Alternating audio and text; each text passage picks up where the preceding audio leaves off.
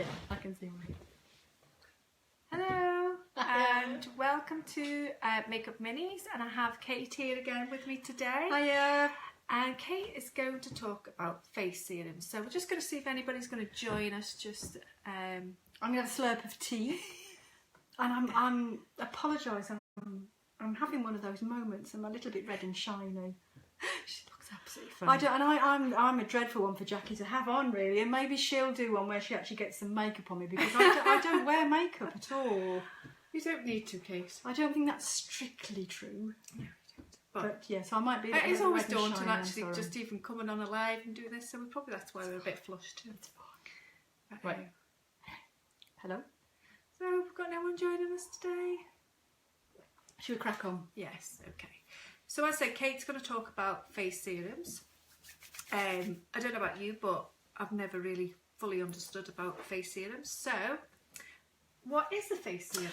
Right, okay, so one of my absolute favourite bits of my skincare routine, face serums are really, kind of think about it as the treatment bit of your skincare routine. Okay. So it's where you get to play kind of like your own facialist. And you get to look and think, actually, what's bothering me, what's concerning about my skin, and what products can I find and use that are going to help tackle that. Yeah. So serums tend to have, well, serums will have higher quantities of more active ingredients. So ingredients that actually have been proven to have a benefit on the skin. Yeah. So if you think about kind of your cleanser and your moisturizer as being sort of like the bread bit of your sandwich, yeah. Your serum is the filler, so that's the kind of interesting bit that you can change, yeah, all the while to kind of like to what your needs are. You could keep your cleanser and your moisturizer kind of fairly consistent and constant once you've found ones that suit you. But your serums you can mix and match according to kind of what you want to target in your skincare routine. And they tend to be thinner in consistency, so they're often, not absolutely always, but they're often water based, so they're runnier consistency, thinner. Can get some serums that comes in oil now, but because of that delivery system, they tend to kind of like have a greater ability to penetrate the skin deeper, so you're kind of like getting those active ingredients at a deeper level of your skin. And for me, really, your moisturizer really is, it's kind of like your comfort blanket. So it helps to lock in water, so it helps you prevent your skin from losing water, which is a really important thing. I remember that when you're out and about, it's kind of like a protective layer between you and the elements. It makes your skin feel more comfortable, especially at this time of year, if it's starting to feel a little bit tight. And it kind of like helps build up your sort of natural lipid layer, your natural oil layer, which is a really important element of having a healthy skin, because it's kind of like that barrier between you and the world. So whilst your moisturiser does all that, it can do that with sort of fairly basic ingredients in a way. So you shouldn't really have to spend a fortune on your moisturiser. And I think once you find one that's right for your skin type, so that's kind of whether you're dry, oily, normal combination, and it penetrates well and it's a good base for makeup, you can stick with that. And again, with your cleanser, once you've found one that you're happy, takes all your makeup off, but also cleanses your skin, doesn't irritate it. Like we talked a little bit last time about cleansers. So once you've found one that suits you, you could stick to those, but your serum is the bit where you mix and match and change according to kind of like your needs. So really, a serum gives you an opportunity to target something that's concerning you about your skin. So for me, anti-aging. And I think again, and that's often what a lot of us are looking for, are those miracle words. And I think another thing that's great about serums is you can find some that are kind of offer to target a multitude of sins under the general broad umbrella of anti-aging. So you can get, some of your more high street brands, so Olay, L'Oreal, those kind of brands that will usually sell a sort of anti-aging kind of promise, and they say they'll target lots of different signs of aging, and you know, it's kind of on a broader brush approach to tackling skincare. So they're great. The other thing with serums though is you can get serums that are more targeted at a very specific skin concern. So I'm going to talk to you about one that's I've got brought along with me today. That's a vitamin C product, which again is part of anti-aging, but it's got as more of a specific action on the skin in terms of brightening. It's great for targeting pigmentation. So again, that's a slightly different way of thinking about it. Is you can get some serums that are broad brush anti-aging, but then you can get some serums that target a specific concern. And what I like about them is you can almost think about them as building up a little kind of wardrobe of serums that you can switch and change depending on whether you want to use one in the morning, whether you want to use a different one at night. Right, okay. You can change them according to seasons, or in terms of your skin, it might be that sometimes, well, actually I want to use something that's going to be more hydrating, and then at other times you might want to target pigmentation, or you might want to target lines and wrinkles. So there are different ways of using your serums, and I think serums are a great way of sort of constantly kind of looking at what do I need now and what can I change to target that. Okay, so what key ingredients would you look out for in serums? Well, we talked a little bit about you can get some serums that have got a wide range of ingredients, others have got a much more narrow range of ingredients that target a specific thing. I'm going to talk to you mainly today about 3 key ingredients that when you want to buy a serum, it will be useful to look to see if they've got. And the first one I'm going to talk about is hyaluronic acid, and both Jackie and I have had a difficult job this morning trying to say that under pressure. So I'm not even going to attempt it. So I would imagine most of you know what that is.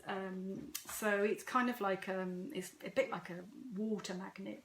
So it sort of attracts and holds on to water in your skin. And we were talking a little bit before we went on live, saying that this is one of those wonderful ingredients that when you use it, you can kind of see an immediate impact. Yeah, I've definitely seen that with my skin. So, oh gosh, it felt really quite bright and just awake and nice and fresh. Yeah. So yes. So it can kind of immediately kind of like plump up your skin because you're adding moisture. So the product that I brought along to share with you today, and I've bought 3 of the serums that I use. Can you see that? So that's a multi-molecular hyaluronic complex. I'm not going to even attempt saying that either. And I'll just show you. Hi, Kirsty. Hello.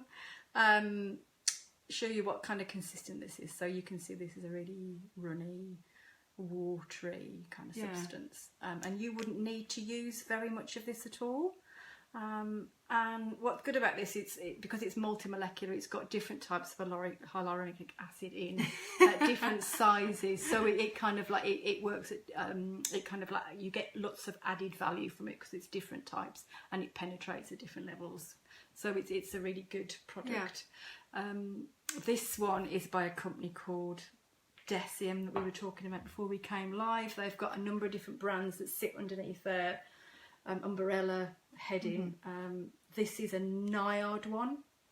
I think I talked last time to you about one of their other brands, which was The Ordinary. And they're a fairly new skincare company, and they are kind of like mixing up skincare market. They're bringing in much more accessible price point products, and they're bringing in kind of like products that they're not as sort of generic as a moisturiser, a serum, a cleanser. They're more kind of like ingredient based, and it can be a little bit confusing to get your head around how to use it, because you need to have a sort of understanding of what your skin needs and how they all interact together and how to put together a skincare routine. But their website's pretty good.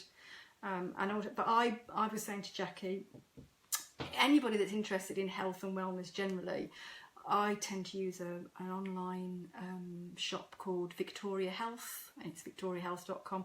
Great source of information as well, because they've got lots of really well-known editors and writers who write regular columns on health and well-being. They've got a pharmacist who's part of their team that's there to kind of answer questions on different things. So, you know, if you're looking for kind of a good online shop for sort of health and wellness, they're pretty good.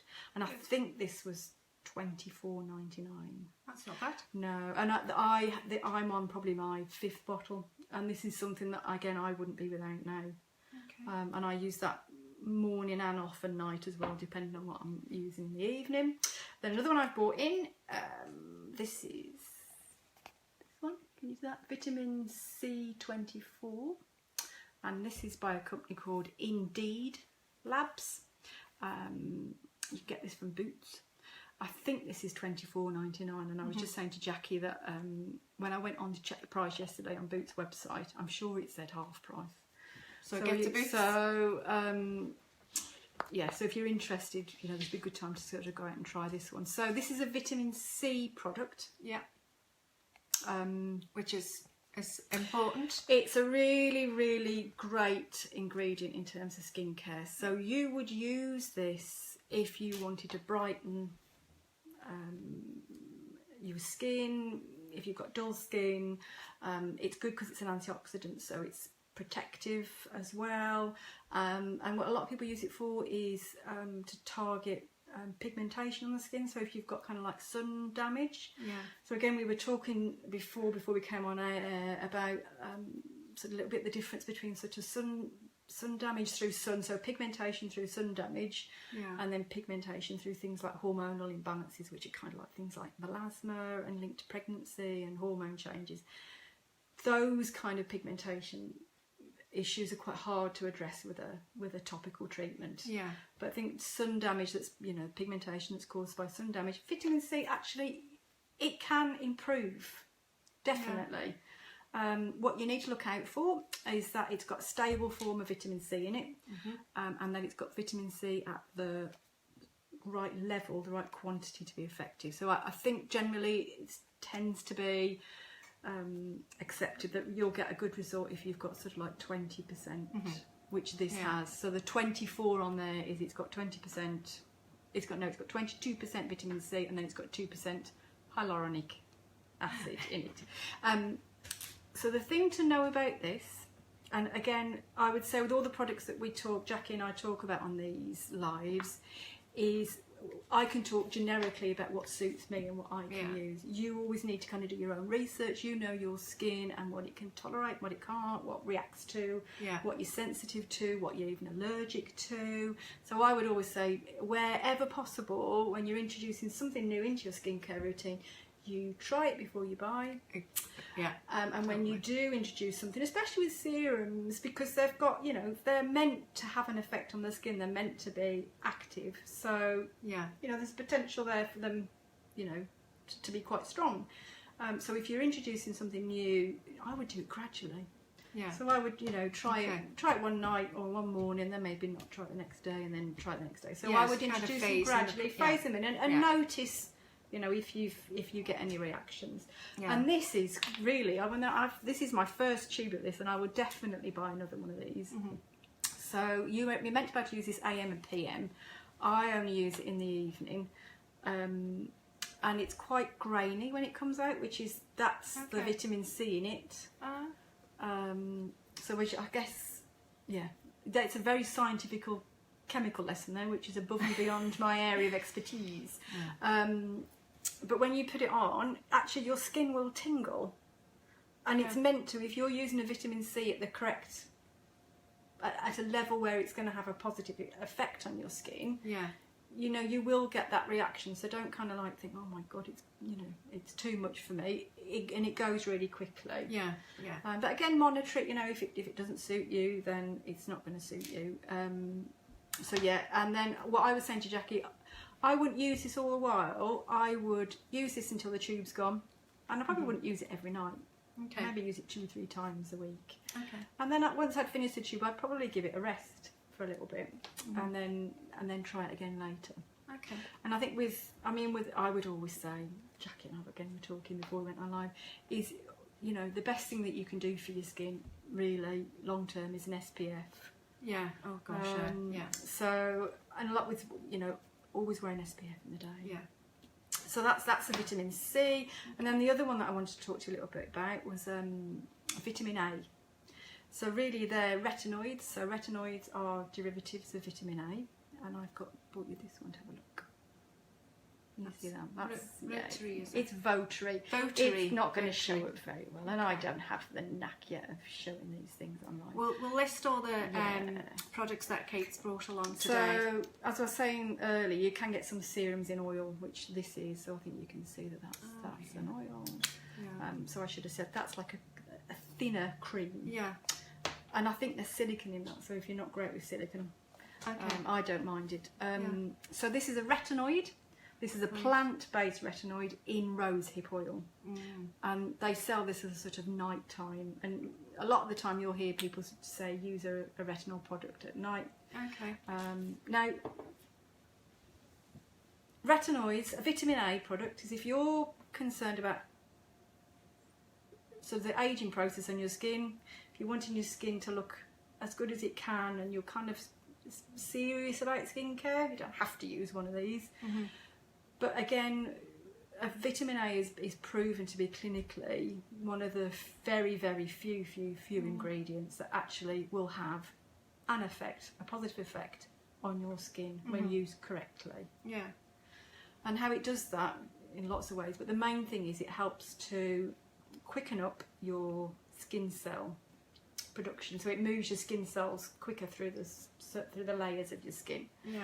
So it's great for lines and wrinkles, for dull skin, for loss of collagen, all those kind of key things. Yeah.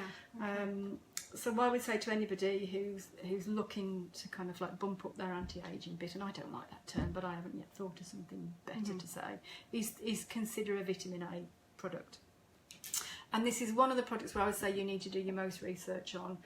And vitamin A, there's a huge range of strengths and different formulations for vitamin A. So you'll have the very concentrated, large quantity of vitamin A in products that you can get from kind of like your dermatologist or your GP, and I'm not talking about those here. That's something completely different. I think they can be used for kind of acne and that sort of thing. I'm talking about over-the-counter products, and again, within that range, you can get some that have got very high levels of concentration of a strong form of retinoid, down to a very quite gentle form of retinoid, which I think is retinol palmitate. I think in sort of lower levels, and there is evidence now that actually it's more beneficial to use a gentler form of retinol constantly, All right. Okay. than it is to use a stronger form of retinol Yeah. in short, sharp bursts. Yeah. And some of the downsides of retinol are, if you use a really strong one, you can get peeling. All right. Your skin can become quite sensitised Yeah, for a yeah. while, quite red. So we are talking about strong ingredients here. And those types of retinol products you'd probably use for a short period of time, and then you'd give your skin a rest, Yeah. and then you'd see the benefits. So I think there is some level of some of them that you have to go through a bit of a kind of pain barrier to get the payoff. But as I said, a couple of seconds ago, there is some evidence that actually if you use a more gentle form of retinoid for a longer period of time, the benefits are even better. Really, this is incredibly gentle. You wouldn't have any sensitization, I don't think, from this, or any peeling. And this is a very expensive product. I didn't buy this. I got this as a sort of, what would you call it, Jackie? As a kind of compensation gift for something that the company had felt Goodwill that they did. gesture. A goodwill gesture, excellent. Because they're a really fantastic, small, local company. They've got really brilliant customer service. So they sent me a free bottle of this. Hand on heart, I wouldn't buy it again. But I think I would always, somewhere in my routine, at some point in the year, go back and have a retinoid product. One I have used, and that I think I would recommend, is a company called Environ. Okay. They tend to be one of those brands that are attached to like a skincare clinic. Okay. So they're like a clinical cosmeceutical brand. So you can't often get them over the counter. I think I've seen them in Selfridges somewhere when I lived in Birmingham. So I think some places you can readily get them, others you have to go to kind of like a clinic, and you have to have like a little bit of consultation. So they do a range that's AVST, and that's one of their retinol ranges, and it's like a step program. So you start on a 1, it's quite mild, use that up, then you go into step 2, and then step 3 and step 4. And I think the highest one is step 5. Because it gives your skin a chance to adjust to the increased strength, and then they're nice products. South African brand, I think, and the doctor behind that has a huge interest in sort of skin cancer. So really, concerns that have been arisen through being in a kind of hot. Oh right, I see. Very sunny kind of country. Yeah. They're a good brand. So that's that. So other key ingredients that you can look for will be kind of peptides. Usually, if you look on the ingredient list, they're something peptide. Yeah. They're great. They're a great anti-aging. Okay. Peptides. Ingredients: ceramides. Ceramides. They're all the ides. Oh dear. And antioxidants. Yes, antioxidants. That's probably so the one that most people will know. Yeah, so they're really good for sort of preventing oxidisation problems of the skin. They're good for kind of protecting your skin and keeping it in good health. So there's some of the key ingredients you can look out for. So today we've talked about hyaluronic acid, dehydration, vitamin C, pigmentation through sun damage, brightening, and retinoids, which are just generally, if you're ready to use one and you kind of want to see a definite impact on your skin, there's something that to go out and do a little bit more finding out about and a bit of your own research, what would suit you. Okay. I use Arbonne's, so they've got an intensive renewal serum as well. And it's as Kate says, it's quite a lot thinner. Yeah. Yes. I don't know if I've got them.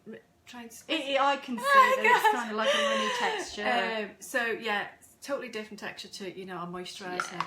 Which is why you always still need to use your moisturiser afterwards. So yeah, and it does make a difference to your skin. I was asking Kate before about what do you think of moisturisers and serums in one? If do they work as well as doing it kind of individually?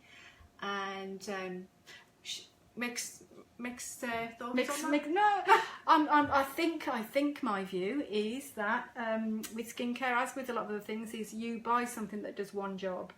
You don't kind of like try and buy something that does more than one job, because I think it probably then doesn't do either of those jobs as well. So I think, as an example, we were talking about moisturisers and perhaps makeup that has an SPF in it. I'm not a huge fan.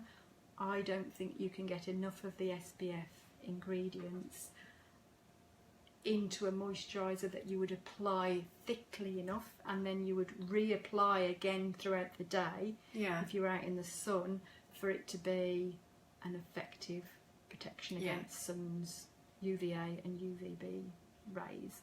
So I would always say pick a product that does one thing really well.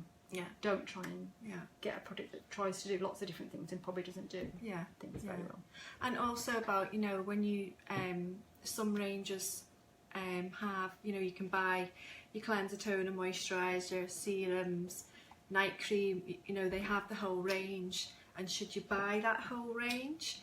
And as you said, I think it's whatever works for you. If you found a moisturiser that you really like, then use that, but maybe you might use a different brand for a face serum.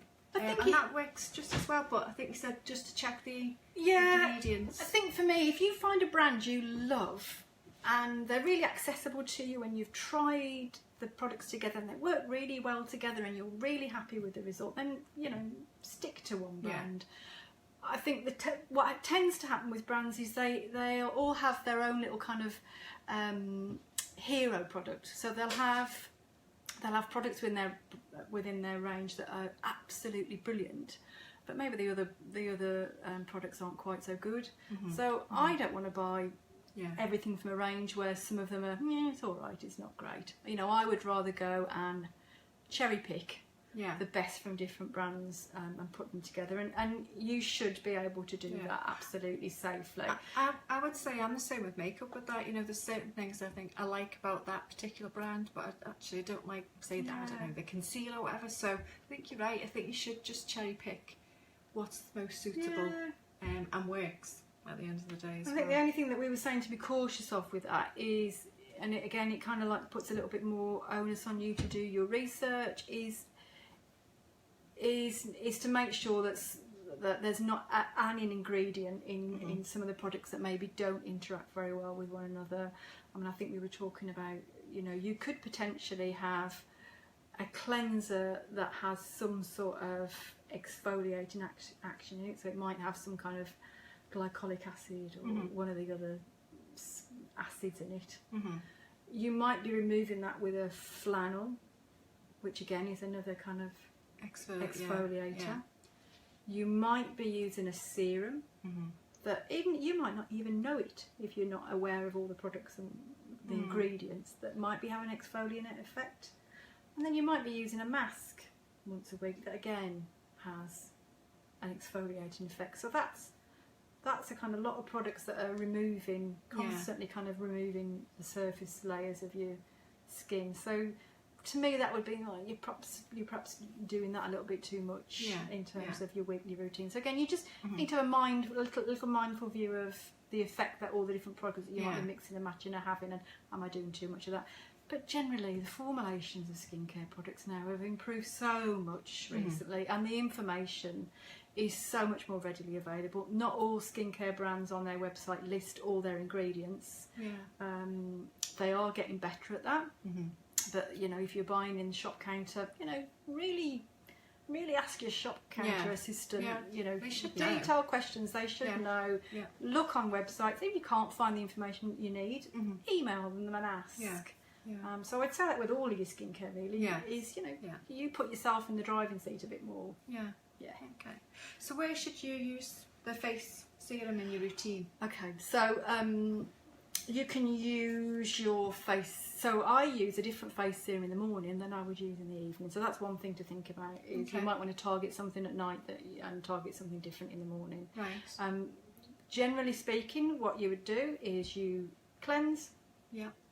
I don't tone. Okay. Serum, moisturizer. So again, it's that sandwich. It's the filling that you can swap and change depending on what you fancy. Your cleanser and your moisturizer can stay fairly constant. Daytime, it would be moisturizer, protect.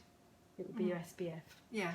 And the other rule of thumb is always the thinner consistency of your product, the earlier it goes on in terms of your skincare routine. Does that make sense? So I said that right. So you kind of build up. So it's that kind of layering effect on your skin. So you want to put the thinner products closer to your skin and then work outwards. If that makes sense. That makes sense to me. Good.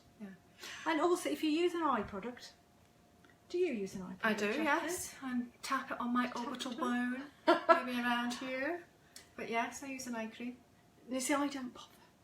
I just take, because I don't bother. I just take my serum around there and it kind of seeps in. But if you do use an eye product, and for some people they find one that's great and they love it, I would say cleanse, eye product, serum. Really? Moisturiser. Oh, right. So you want to get... Right, okay, that's interesting because I do the eye cream last.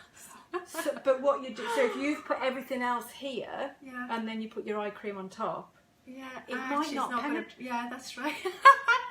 I've just had a light bulb moment. Oh my goodness. Top tip. Yeah, top tip. Top tip. Do your eye cream. So I would say is you put you and another one, even though I don't use it, is I think some people when they put eye cream on they tend to just put it here, maybe. And around there. This is where.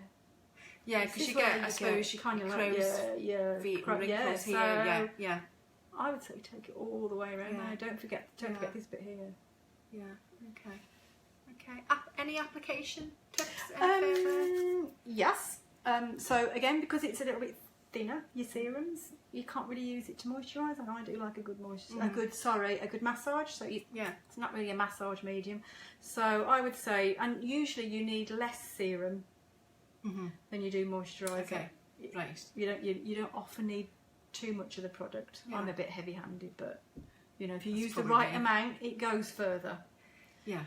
So I would put the amount that the product says on your fingertips, and then I would use kind of like a patting, rolling, pressing motion. And again, do it in front of the mirror and watch what you're doing, because it's so easy to kind of just miss a section out because you're doing this and you're doing something else.